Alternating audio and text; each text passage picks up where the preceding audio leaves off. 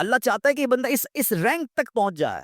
اللہ اس پر آزمائش بھیجتا ہے تاکہ میرا بندہ صبر کر لے تو اس کو وہ مرتبہ عطا ہو. ہائے ہائے، یعنی آزمائش مجھ پر میرے رینک بلند کرنے، میرے درجے بلند کرنے آئی، اور ہائے میری بے صبری کہ میں نے وہ سب ثواب ضائع کر دی. نہ کریں میرے پیارے اسلامی. مشکلیں آتی ہیں. اچھا پھر پتہ ہے پرابلم کیا ہے؟ ہمارا ایک اور بڑا ایشو ہے، ہم کسی کو مسکراتا دیکھتے ہیں، کسی کو اچھے کپڑے دیکھ لیتے ہیں، کسی کی بڑی گاڑیاں دیکھ لیتے ہیں، کسی کا بڑا گھر دیکھ لیتے ہیں، ہمیں لگتا ہے یار یہ کتنا مزے میں ہے یار، میں ہی اکیلا پریشان ہوں. یہ آپ کی بھول ہے. ایک بات یاد رکھیے گا، زندگی کی گاڑی مسائل کے پہیوں پر ہی چلتی ہے. امیر کے مسئلے اور ہیں، غریب کے مسئلے. شہرت جس کو ملی ہے نا اس کے پرابلمز اور ہیں، جو غیر معروف ہے اس کی پرابلم اور ہے. زمانے میں ہر کسی کو کچھ نہ کچھ ایشو ضرور ہے. یہ نہ سمجھے کہ یار یہ اتنا مسکرا رہا ہے، کیا پتہ اس مسکراہٹ کے پیچھے کتنے دکھ چھپائے بیٹھا ہے. آپ یقین کریں، بلیو کریں، ایسا نہیں ہے کہ سب لوگ 100% خوشحال ہیں. پرابلم سب کے ساتھ ہوتے ہیں. میں کیا کیا بتاؤں آپ کو، ہمارے پاس تو لوگ دعائیں کروانے آتے ہیں نا، ایسی ایسی پرابلم بتاتے ہیں کہ پیروں سے زمین نکل جاتی ہے. بعض اوقات ہم اتنے بڑے گھر میں جاتے ہیں، اس کی گاڑیاں کروڑوں روپے کی کھڑی ہیں، ان سے ملاقات ہوئی، وہ کہتے ہیں آپ سے الگ سے دعا کروانی ہے. جب وہ بیچارہ اپنا مسئلہ بتاتا ہے نا، ہمارا تو غم ہی کچھ نہیں ہے. کتنی بڑی آزمائش سے گزر رہا، کتنی بڑی پرابلم سے گزر رہا. میں آج کی آپ کو مثال دیتا ہوں. ایک ہمارے بہت اچھے بھائی تھے، آج سے کچھ عرصہ پہلے انہوں نے ہمیں ایک ماشاءاللہ پراپرٹی دعوت اسلامی کے لیے، بچیوں کے مدرسے کے لیے دی، اور اس کے چند دنوں بعد ان کا وصال ہو گیا. ان کو بیچاروں کو کینسر تھا. میں ان کے گھر پہ دعا کرنے گیا. ان کے بیٹے نے مجھ سے جب گلے لگا نا تو بیٹا رونے لگا. اچھا میں سمجھا کہ بیچارہ اپنے والد کو یاد کر کے رو رہا ہے، ظاہر ہے 16 دن پہلے انتقال ہوا. اندر گئے، دعا کی، اس کے بعد میرے کان میں کہتا ہے کہ عبدالرحیم بھائی اس وقت میری زوجہ ہاسپٹل میں ہے. کہا کیا ہو گیا؟ کہا میری وائف کو بلڈ کینسر ہو گیا ہے. والد کا کینسر میں انتقال ہوا ہے. اللہ نے بڑا نوازا ہے ان کو، جیولرز ہیں. لیکن میں یقین کریں، میں اب سچ بتا رہا ہوں، میں گاڑی میں بیٹھ کے میں بھی رونے لگا، کیونکہ وہ بندہ جب مجھے چھوڑنے آیا نا پھر میرے گلے لگ کے رو رہا تھا. سوچنے لگا یار کتنا دکھ ہے لوگوں کو، اللہ نے کتنی بڑی ہم پر مہربانیاں کی ہے. اگر مجھے کوئی بڑی بیماری نہیں ہے، میرے بچے میرے ساتھ ہیں، میری فیملی میرے ساتھ ہے، نہیں چاہیے یار دنیا کے سارے اللہ تللے نہ ملے اتنی ساری لگژریز، صحت سے بڑھ کے کچھ نہیں ہے، مگر ہمیں اس کی قدر ہی نہیں ہے، ہمیں اس کی کوئی اہمیت کا اندازہ ہی نہیں. پوچھو ان سے، کروڑوں روپے ہیں مگر علاج نہیں ہو پا رہا، ڈاکٹر بعض اوقات مایوس کر دیتے ہیں. کتنا تکلیف میں ہیں لوگ، اور ہم ہیں کہ چھوٹی چھوٹی باتوں پر بے صبری. صبر تو کریں، اللہ کی رضا پر راضی تو رہیں. میں نے آپ کو خاندان نبوت کا واقعہ سنایا، ارے کھانے کو کچھ نہیں ہے. کاش یہ بات ہمیں سمجھ آ جائے اور ہم ہر حال میں اللہ کا شکر ادا کرنے والے بجائے. اور ایک اور میں آپ کو بات بتاؤں، ہم جو دنیا والوں کو بتاتے ہیں نا ہوتا کچھ نہیں ہے اس سے، مت بتایا کرو دنیا والوں. صحیح بتاتا ہوں، مت بتایا کرو، اپنے غم مت بتایا، ثواب بھی چلا جاتا ہے.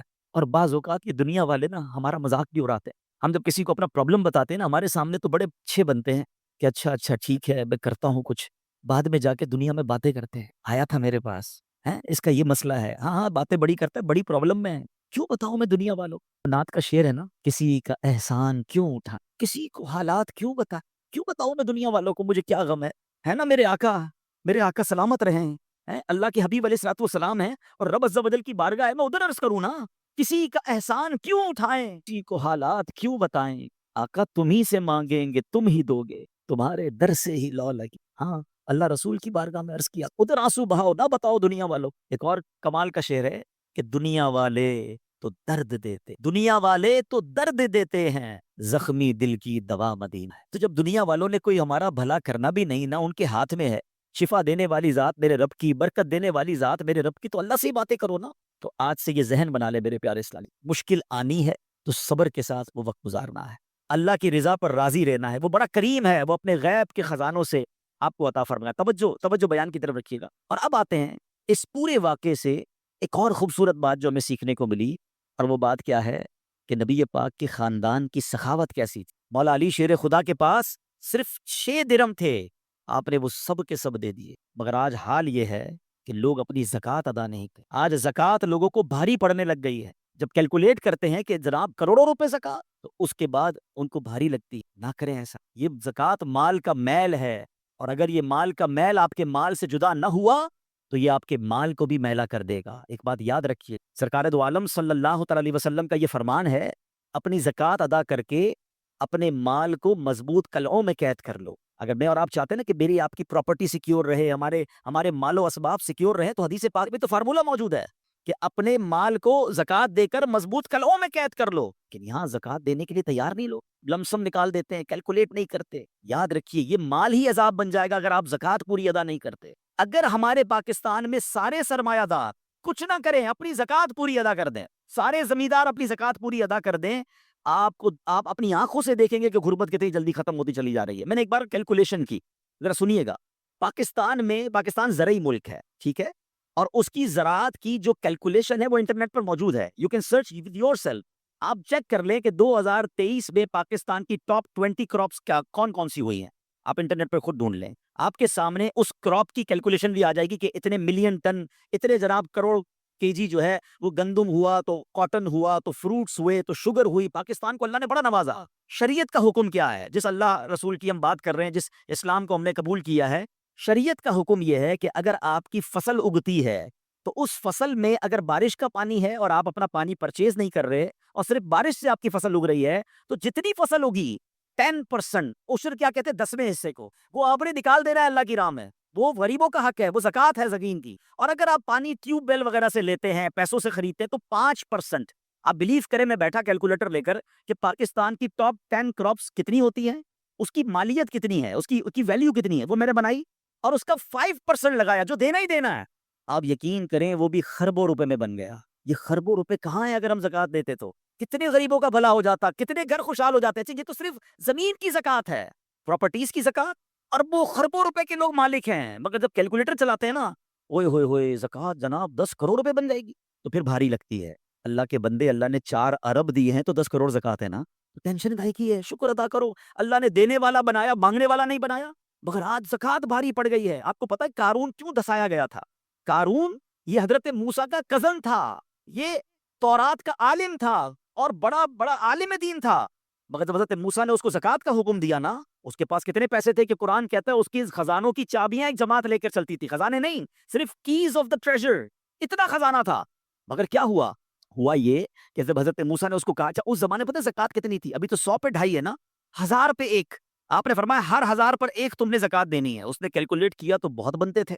حضرت موسیٰ کے خلاف ہو گئی, زکوٰۃ کا انکار کیا, اپنے خزانوں کے ساتھ زمین میں دھسا دیا گیا. پلیز خدا کے واسطے اس آواز کو سب مل کر آگے بڑھائیں. میں تو یہ سمجھتا ہوں جس طرح ہم نماز کی بات کرتے ہیں کہ نماز پڑھو, زکوٰۃ دیں, بے شک کسی کو بھی دیں, جو حقدار ہے اس کو دیں, مگر زکوٰۃ پوری دیں. پاکستان خوشحال ہو جائے گا, غریبوں کا بھلا ہو جائے گا.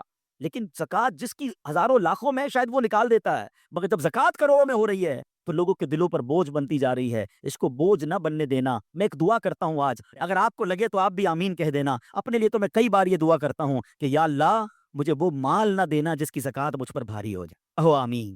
یا اللہ وہ مال دینا کہ میں خوش دلی سے تیری راہ میں زکوٰۃ دوں. اچھا یہ بھی بڑا ایشو ہے, پیسے نکلتے ہیں تو بھاری بڑے پڑتے ہیں. اللہ فرماتا تم اس وقت تک بھلائی کو نہیں پہنچ سکتے جب تک اپنی پیاری چیز راہ خدا میں خرچ نہ کرو. آپ بہترین خرچ کرو نا, اللہ آپ کو اس سے زیادہ عطا فرمائے گا. اچھا جب بھی کیلکولیٹر, دیکھیں کچھ چیزیں کیلکولیٹر سے کیلکولیٹ ہوتی ہیں, مگر اللہ کی راہ میں جو خرچ کرنے والا معاملہ ہے نا, وہ رحمت کے کیلکولیٹر سے کیلکولیٹ ہوتا ہے. وہ میرے اور آپ کے کیلکولیٹر سے کیلکولیٹ نہیں ہوگا. آپ حساب کریں گے کہ یار مولانا صاحب کہہ رہے ہیں اللہ کی راہ میں خرچ کرنے سے مال کم نہیں ہوتا, کروڑ روپے ہیں, 2.5 لاکھ زکوٰۃ دوں گا تو 97.5 بج گئے, یہ تو کم ہو گئے. آپ اس کو کہیں نوٹ کر لیجئے, اگلے سال آپ کروڑ روپے کی زکوٰۃ نہیں دے رہے ہوں گے, آپ اس سے زیادہ کی زکوٰۃ دے رہے. یہ کیسے؟ جو بھی زکوٰۃ دیتا ہے آپ اس کو پوچھ لیجئے, ہر سال اس کی زکوٰۃ بڑھتی ہے. کیوں بڑھتی ہے بھائی؟ زکوٰۃ تو پیسے کم ہونے چاہیے تھے. نہیں جناب, یہ میرے نبی علیہ الصلوۃ والسلام کا وعدہ ہے. ویسے تو میرے آقا جو فرمائے حق ہے, مگر اس حدیث میں اللہ کے رسول علیہ الصلوۃ والسلام نے قسم اٹھائی. آپ فرماتے ہیں میں قسم کھا کر کہتا ہوں اللہ کی راہ میں خرچ کرنے سے مال کم نہیں ہوتا. تو لاک کر دو نا, پھر تو سمجھ جاؤ کہ جب نبی پاک قسم اٹھا کر فرما رہے ہیں. اچھا پھر آپ سب کو دیکھ لیں, جو بانٹ رہا ہے نا ہم ہر سال اس کا بڑھتے ہوئے دیکھ رہے ہیں. کم نہیں ہوتا. یہ بے وقوفی ہے جو یہ سوچتا ہے کہ یار دے دوں گا تو کم ہو جائے گا. نہیں. اور پھر میں آخری بات کر دوں اپنے بیان میں, جو ایک اور ایشو جو بہت بڑا ہم دیکھتے ہیں, ایک تو زکوٰۃ پوری دینی ہے اور انجوائے کر کے دینی, خوش دلی سے دینی ہے, مزے لے کر دینی. یہ نہیں کہ دل پر بوجھ, یار کیا کروں 1 سال ہو گیا اب تو زکوٰۃ دینی پڑے گی. نہیں, یہ نہیں. دو اور انجوائے کرو, اللہ کی راہ میں خوش دلی سے دو. ایک واقعہ سن لیں, بات اور کلیریفائی ہو جائے گی. حضرت ابو جعفر اپنے زمانے کے بڑے ابدال ہیں. ان کے گھر میں ایک فقیر آیا, تو انہوں نے اپنی زوجہ کو کہا کہ اپنے پاس کیا ہے دینے کے لیے؟ کہ حضور صرف 4 انڈے ہیں گھر میں, nothing else, 4 eggs only. یہ چاروں ہی دے دو. ایمان اور عقیدہ اور بلیف دیکھیں, چاروں دے دو. چاروں دے دیے. تھوڑی دیر بعد دروازے پر دستک ہوئی, دیکھا تو ایک بندہ ٹوکری لے کر آیا. کہا کیا آئے؟ بیگم سے پوچھا. کہا آپ کے دوست انڈے بھجوائے ہیں. کہا کتنے آئے ہیں؟ کہا صاحب ذرا سنیے گا, کتنے آئے ہیں؟ کہا کہ 30 آئے ہیں. 30 کس حساب سے آئے؟ ہم نے تو 4 دیے تھے نا. آپ ایمان, ان کا عقیدہ اور ان کا بلیف دیکھیں. کہا 4 دیے تو 40 آنے چاہیے تھے. ایک کا 10 اللہ کا وعدہ ہے نا. تو کہا حضور آئے تو 40 ہیں مگر 10 انڈے ٹوٹے ہوئے ہیں. تو آپ نے اپنی زوجہ سے پوچھا کہ سچ بتاؤ جو تم نے 4 دیے تھے اس کی کنڈیشن کیا تھی؟ کہ حضور بات یہ جب میں نے 4 دیے تھے نا اس میں بھی 3 ثابت تھے, ایک ٹوٹا ہوا ہی. یہ فارمولا آج یاد کر لو, पूरे दोगे पूरे मिलेंगे, टूटे दोगे टूटे मिलेंगे। अब आप चेक कीजिए कि जब अल्लाह की राह में खर्च करने की बारी आती है, मैं अपना माल दिल से निकलते हुए दुख हो रहा है या खुशी हो रही है, बेहतरीन दे रहा हूं या बचाने की कोशिश कर रहा हूं। हमेशा याद रखिए, हम अल्लाह की राह में खर्च करते हैं, हमारे पैसे नहीं पहुंचते वहां पर, वहां नीयत पहुंचती है। अब मुझे बताओ ना यार, हम अपने लिए खर्च करते हैं बेहतरीन खाना, बेहतरीन लिबास, और गरीब को देना है तो बचा हुआ लेफ्ट ओवर। अच्छा, अब मैं कहता हूँ 100 बंदों को नहीं खिला सकते, ना खिलाएं, 2 को खिलाएं, अच्छा खिलाएं, कोई बात। आप किसी के दिल में खुशी तो दाखिल करें। अपने घर वालों के लिए लिबास खरीद रहे हैं, 2 गरीब बच्चों के लिए वैसा ही लिबास खरीद रहे हैं, फिर देखिए आपको कैसी बरकतें मिलती हैं। तो हमें इस बार ये एक अंदाज इख्तियार करना है कि हमने अल्लाह की राह में बेहतरीन खर्च कर। इसको हमें गलती क्या करते हैं, फितरे की, जो फितरे की जो बात है, उसमें मैं आपको एक बात बताता हूं। फितरा हदीस पाक में 4 किस्म का बयान हुआ, गंदुम का, जौ का, किशमिश का और खजूर का, ठीक है। लेकिन हम बचपन से सुन रहे हैं, जब भी फितरे की बारी आती है, हम पहले 50 रुपए था वो दे दिया, 100 दे दिया, 200 दे दिया, 300 दे दिया। हमें ये पूरी हदीस या तो हमने पढ़ी नहीं थी या हमारे जहन में नहीं थी। मगर हदीस पाक में 4 किस्म का फितरा बयान हुआ है। गरीब आदमी गंदुम का फितरा दे दे कोई बात नहीं, मगर जो रोजाना बेहतरीन इफ्तारी कर रहा है, बेहतरीन खाने खा रहा है, सच बताओ उसको कौन सा फितरा देना चाहिए। मेरी इफ्तारी रोज अजवा खजूर से है और ईद वाले दिन मैं गंदुम का फितरा दे आता हूँ। हमेशा याद रखिए, अच्छा खर्च करे ना। इस बार फितरा जिसको अल्लाह ने जैसा नवाजा है, गरीब आदमी के लिए बात नहीं कर रहा, जिसको नवाजा है रब ने। क्या हम कभी ऐसा करते हैं कि ईद की शॉपिंग के लिए जाएं, दुकानदार से कहें कि यार जो कपड़ा सबसे सस्ता है वो निकाल दो, सबसे सस्ते जूते निकाल दो, मैंने ईद पढ़नी है। बेहतरीन चाहिए, अपने लिए बेहतरीन लेना है, अल्लाह की राह में लोएस्ट वाला फितरा देना है। खुद गौर करें, खर्च कीजिएगा, दिल से करें, अल्लाह और नवाजेगा। और ये तो वक्त है लोगों को बांटने का, ये वक्त है मुसलमान भाइयों का हाथ पकड़ने का, गरीबों की मदद करने का। किसी की इफ्तारी अच्छी कर दें, किसी की सहरी अच्छी कर दें, किसी को लिबास देकर उसकी ईद अच्छी कर दें, ना जाने किसकी दुआ के सदके आपका बेड़ा पार हो जाएगा। तो ऐ मेरे प्यारे इस्लामी भाइयों, जो मैंने मौला अली शेर खुदा करमल्लाहु तआला वजहुल करीम और उनके खानदान का वाकया सुनाया, उसमें मैसेज ही ये था कि सखावत इसको कहते हैं। ये है अल्लाह की राह में खर्च करना, जो कैसे बलाओं को और बीमारियों को दूर करता है। मगर आज हाल ये है, यकीन जाने दुख होता है जब हम मिलते हैं लोगों से, उनकी वेल्थ पता होती है, मगर ज़कात पूरी देने के लिए कोई तैयार नहीं है। खुदा रसूल के वास्ते आप भी और ये पैगाम को आम करें। मैं नहीं कहता आप दावत इस्लामी को दें कि ज़कात तो पूरी दो यार।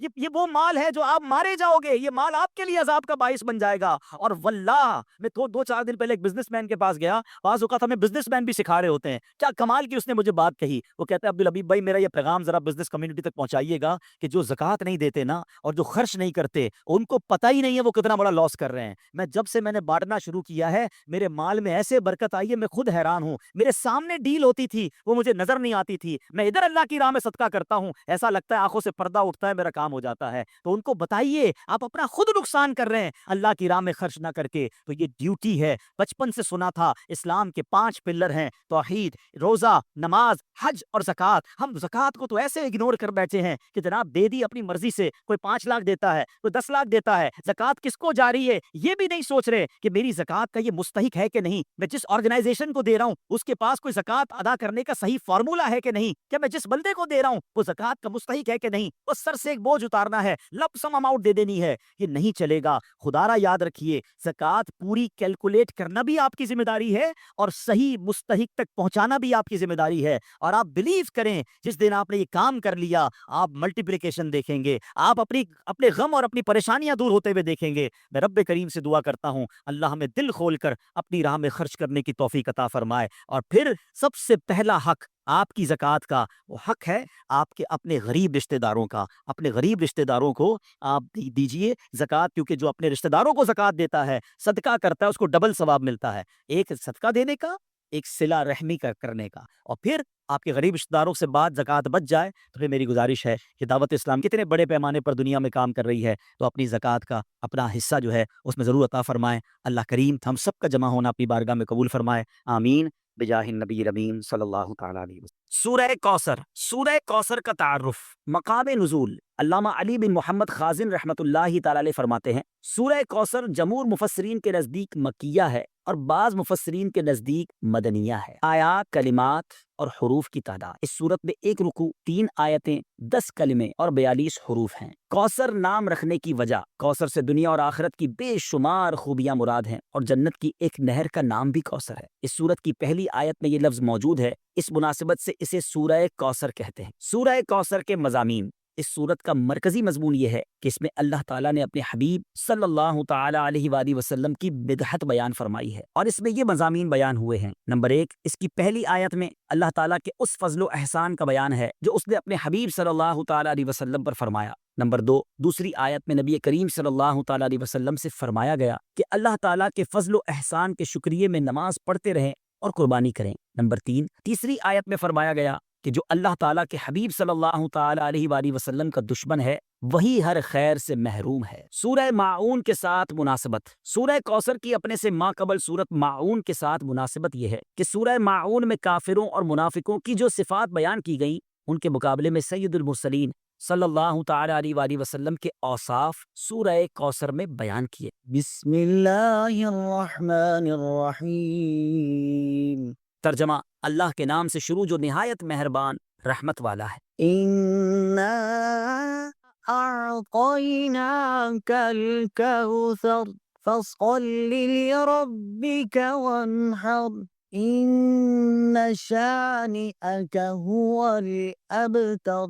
ترجمہ، اے محبوب، بے شک ہم نے تمہیں بے شمار خوبیاں عطا فرمائیں تو تم اپنے رب کے لیے نماز پڑھو اور قربانی کرو، بے شک تمہارا دشمن ہی ہر بھلائی سے إِنَّا أَعْطَيْنَاكَ الْكَوْثَرَ۔ اے محبوب، بے شک ہم نے تمہیں بے شمار خوبیاں عطا فرمائیں۔ تفسیر صراط الجنان میں ہے، کوثر کی تفسیر میں مفسرین کے مختلف اقوال ہیں۔ ان سب اقوال کا خلاصہ یہ ہے کہ اے محبوب، بے شک ہم نے تمہیں بے شمار خوبیاں عطا فرمائیں اور کثیر فضائل عنایت کر کے تمہیں تمام مخلوق پر افضل کیا، آپ کو حسن ظاہر بھی دیا، حسن باطن بھی عطا کیا، نسب عالی بھی، نبوت بھی، کتاب بھی، حکمت بھی، علم بھی، شفاعت بھی، حوض کوثر بھی، مقام محمود بھی، امت کی کثرت بھی، دین کے دشمنوں پر غلبہ بھی، فتوحات کی کثرت بھی، اور بے شمار نعمتیں اور فضیلتیں عطا کی جن کی انتہا نہیں۔ آیت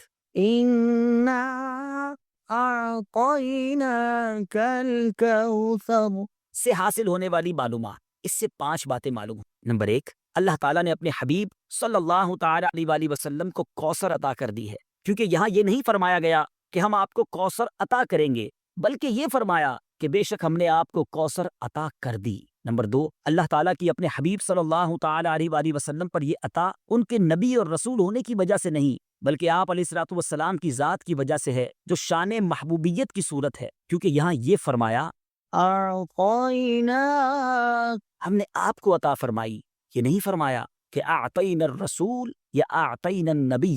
نمبر 3، تاجدار رسالت صلی اللہ تعالیٰ علیہ وآلہ وسلم پر یہ عطا کسی عبادت اور ریاضت کی وجہ سے نہیں ہے، بلکہ ان پر یہ عطا اللہ تعالیٰ کے عظیم فضل اور احسان کی وجہ سے ہے، کیونکہ یہاں عطا کا ذکر پہلے ہوا اور عبادت کا ذکر بعد میں ہوا۔ نمبر 4، اللہ تعالیٰ نے آپ کو کوثر کا مالک بنا دیا ہے تو آپ جسے چاہیں جو چاہیں عطا کر سکتے۔ نمبر 5، سید المرسلین صلی اللہ تعالیٰ علیہ وآلہ وسلم کی مدحت خود رب تعالیٰ فرماتا ہے۔ اعلیٰ حضرت امام احمد رضا خان علیہ الرحمت الرحمان فرماتے ہیں، انا اعطیناک الکوثر، ساری کثرت پاتے یہ ہیں، ٹھنڈا ٹھنڈا، میٹھا میٹھا، پیتے ہم ہیں، پلاتے یہ ہیں۔ اور ایک اور جگہ فرماتے ہیں نا، اے رضا خود صاحب قرآن ہے، مداح حضور، تجھ سے کب ممکن ہے پھر مدحت رسول اللہ۔ فَصَلِّ لِرَبِّكَ وَانْحَرْ، تو تم اپنے رب کے لیے نماز پڑھو اور قربانی کرو۔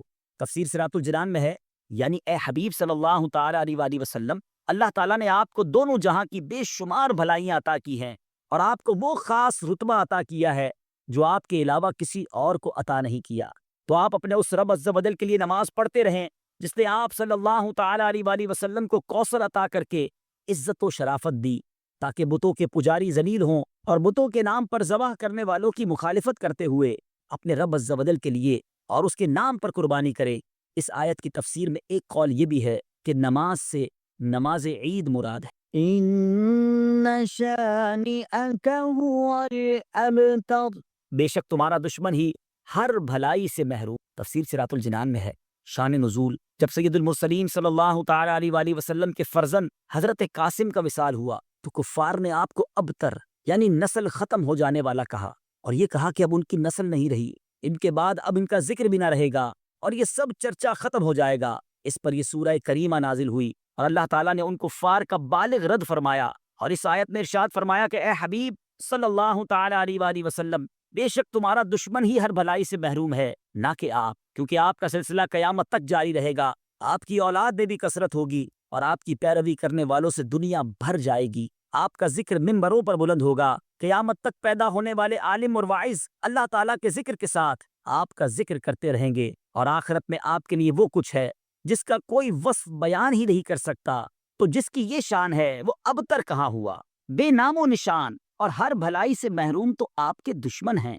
اعلیٰ حضرت امام احمد رضا خان رحمۃ اللہ تعالی علیہ اس صورت کی تفسیر بیان کرتے ہوئے فرماتے ہیں، عاص بن وائل شقی نے جو صاحبزادہ سید المرسلین صلی اللہ تعالی علیہ وآلہ وسلم کے انتقال پرملال پر حضور کو ابتر یعنی نسل بریدہ کہا، حق تعالی نے فرمایا إنا أعطيناك الكوثر، بے شک ہم نے تمہیں خیر کثیر عطا فرمائی کہ اولاد سے نام چلنے کو تمہاری رفعت ذکر سے کیا نسبت، کروڑوں صاحب اولاد گزرے جن کا نام تک کوئی نہیں جانتا، اور تمہاری ثنا کا ڈنکا تو قیامت تک اکناف عالم اور اطراف جہاں میں بجے گا، اور تمہارے نام نامی کا خطبہ ہمیشہ ہمیشہ اطباق فلک آفاق زمین میں پڑھا جائے گا، پھر اولاد بھی تمہیں وہ نفیس و طیب عطا ہوگی جن کی بقا سے بقائے عالم مربوط رہے گی، اس کے سوا تمام مسلمان تمہارے بال بچے ہیں، اور تم سب مہربان ان کے لیے کوئی نہیں، بلکہ حقیقت کار کو نظر کیجئے